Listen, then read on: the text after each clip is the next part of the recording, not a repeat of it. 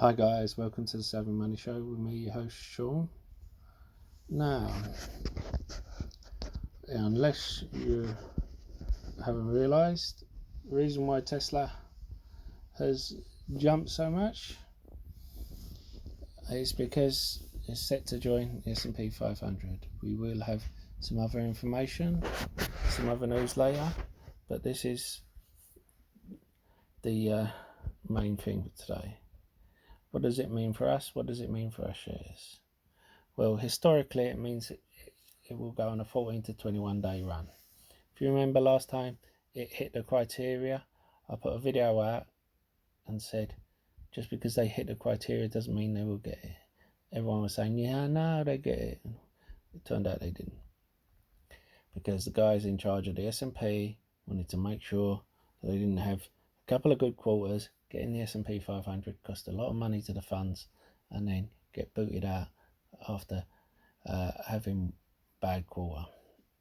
They've shown they can keep going from strength to strength and get better and better and continue. Now, what is the S&P? Well, you've got the Dow, which is considered the safer stocks.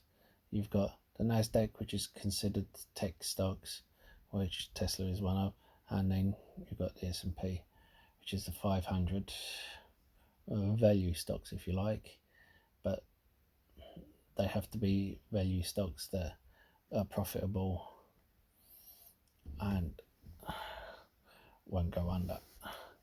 Now, Amazon rose 5% after hitting S&P 500. Particular pharmaceutical company only hit 13%, but there's other companies that it didn't affect at all. Now, the thing is, historically, we can only go historically. Last time people thought it would hit the S&P 500, it went up $300. Now, before coming back down when it didn't.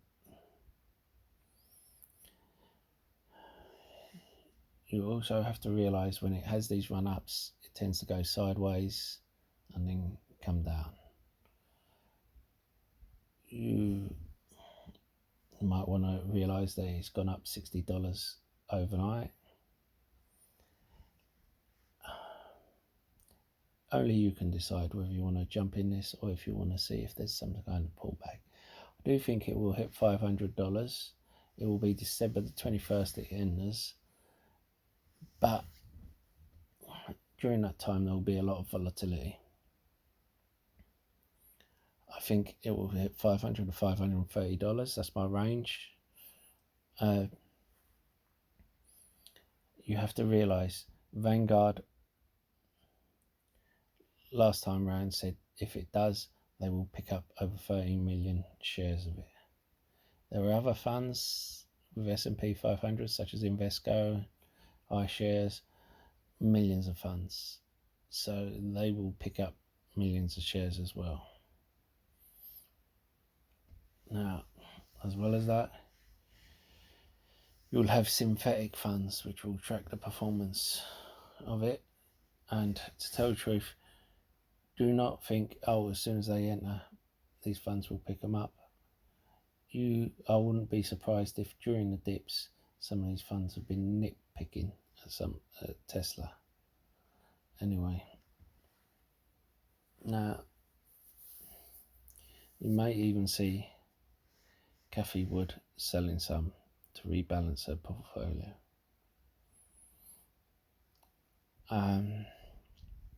Anyway, I would appreciate your thoughts on this. I apologise for this coming out later than my usual time.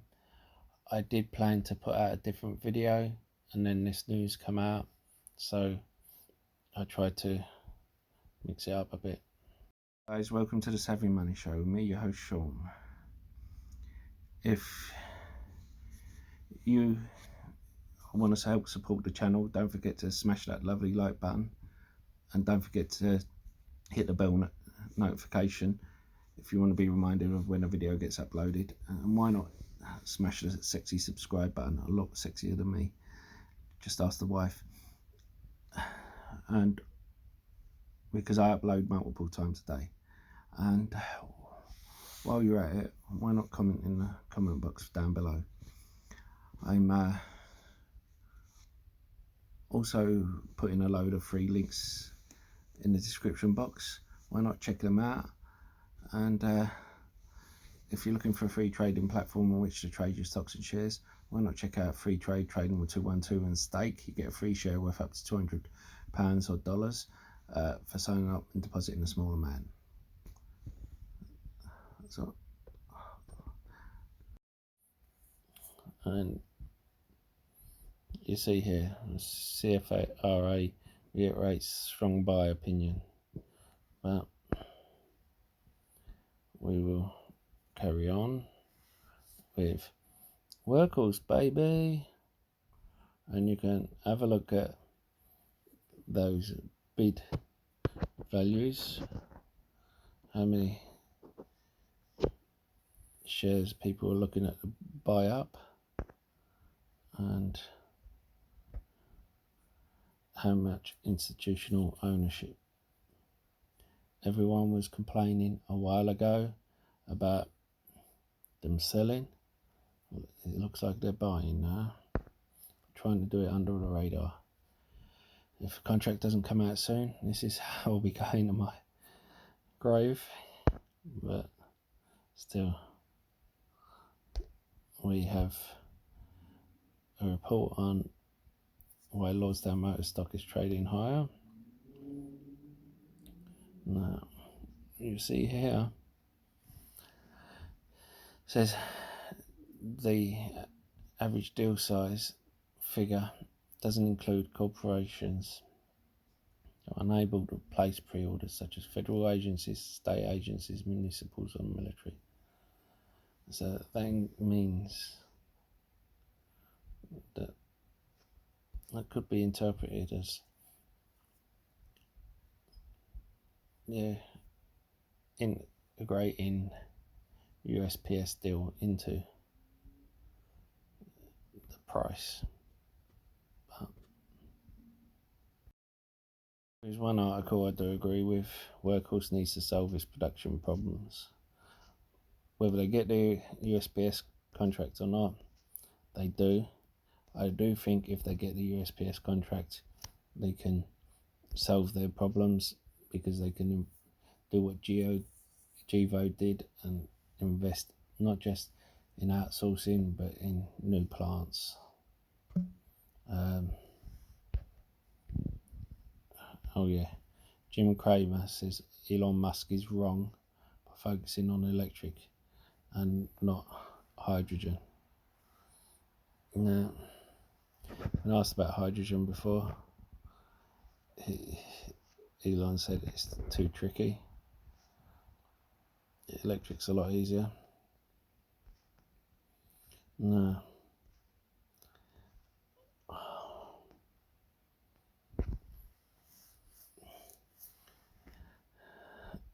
The thing is, I'm surprised he's still quoting Nkla. Yeah. How can you give that any credibility when you're quoting Nkla? Yeah, I wouldn't even give it the time of day. Now, Plug Power, and it's announced a $750 million share offering, which will, sorry about this, which will dilute shares, and it sank 5% and it's actually gone to 8% now, and that would present quite a good buying opportunity in my opinion. It's not good in the short term, but in the long term I think they've done a good thing. They've done what Tesla do. It's at all-time highs. They've put shares on the market so they could progress. They could progress the company. No, there's no way anyone thought this wouldn't happen. This is what happens with a young company. Now, we also have now Big C, Big Commerce is also floating shares. Sorry, I can't fix this thing. I had a big thing done up about it. Sorry, but anyway, we'll move on to the shipping tankers. Now, you see here the tanker rates. This is the top ones for VLCCs, the bottom ones for Suezmax. Now, for everyone who in the summer said I was stupid for going into DHT because DHT put a majority of their fleet on long-term contracts at $60,000 a day, when most tankers were getting 100,000 to 200,000 a day without securing long-term contracts. This is the reason why. There's now $5,000 a day. It costs $12,000 a day to keep them in the water.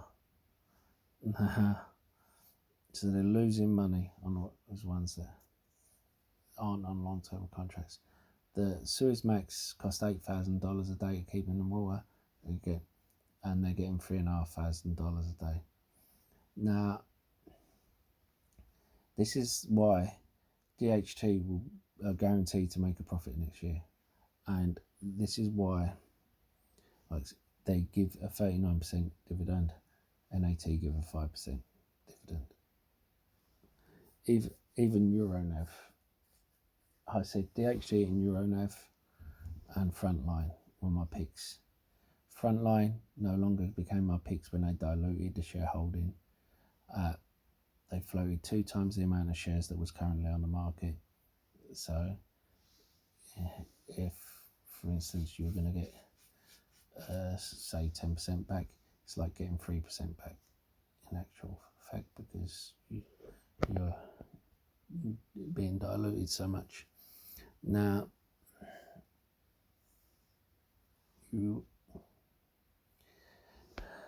this isn't to say I told you so.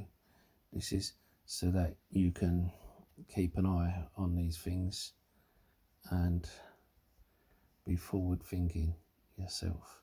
Not think about the here and now, think about what's going to happen down the road. Anyway, don't forget to leave a comment and a like in the box, and I'll see you in the next video.